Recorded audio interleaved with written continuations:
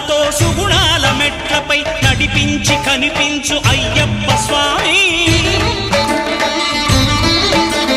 మకర సంక్రాంతి సజ్జోతివై అరుదెంచి మహిమలను చూపించు మణికంఠ స్వామి